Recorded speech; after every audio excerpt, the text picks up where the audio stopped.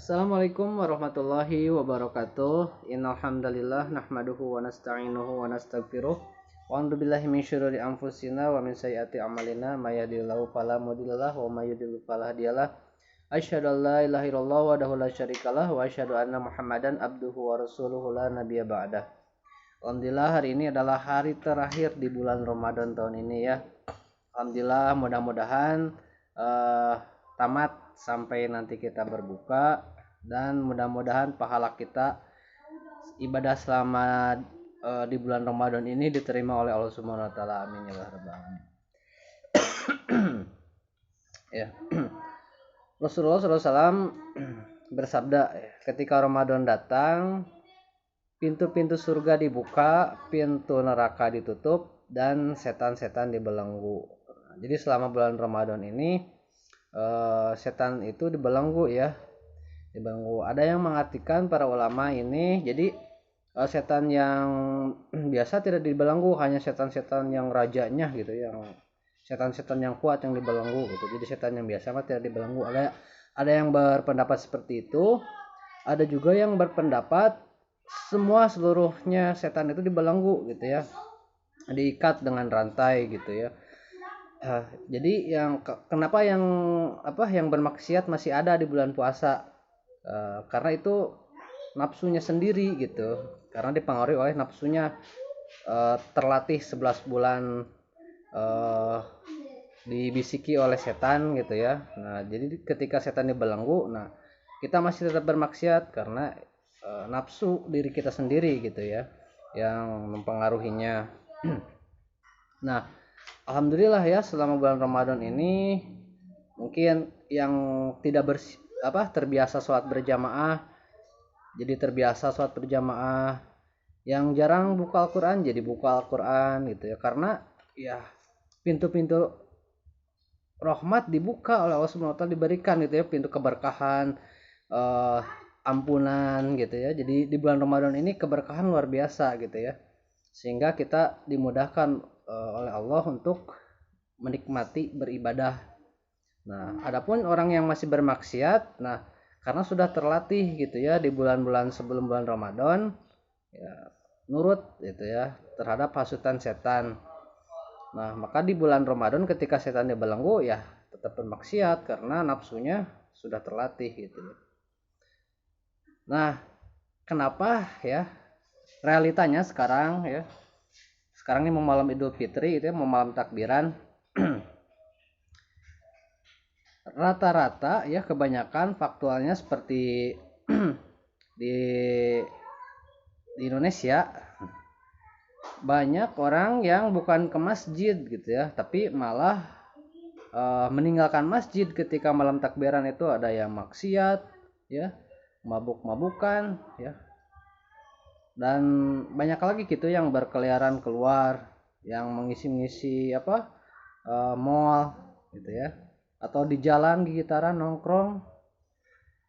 Kenapa gitu ya? Padahal kan lebaran itu leburan gitu ya, artinya peleburan dosa gitu ya. Setiap dosa itu diampuni, kita menjadi fitrah kembali, suci kembali. Tapi malah banyak yang menjauhi masjid gitu ya, bukannya takbir zikir kepada Allah Subhanahu wa taala, tapi malah meninggalkan masjid, malah berpesta pora maksiat kepada Allah Subhanahu wa taala.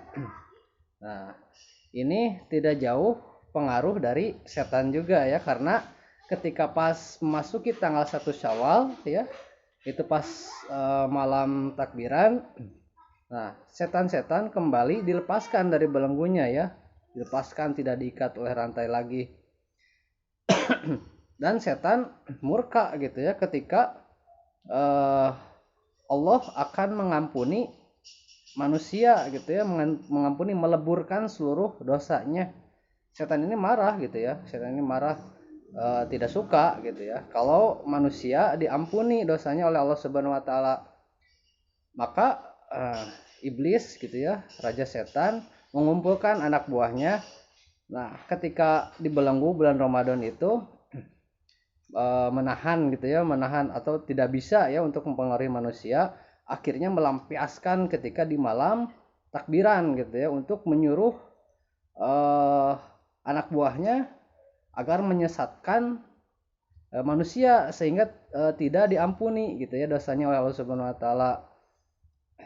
Karena murka, sangat murka gitu ya. Setan ini tidak suka kalau manusia dosanya diampuni oleh Allah Subhanahu wa taala.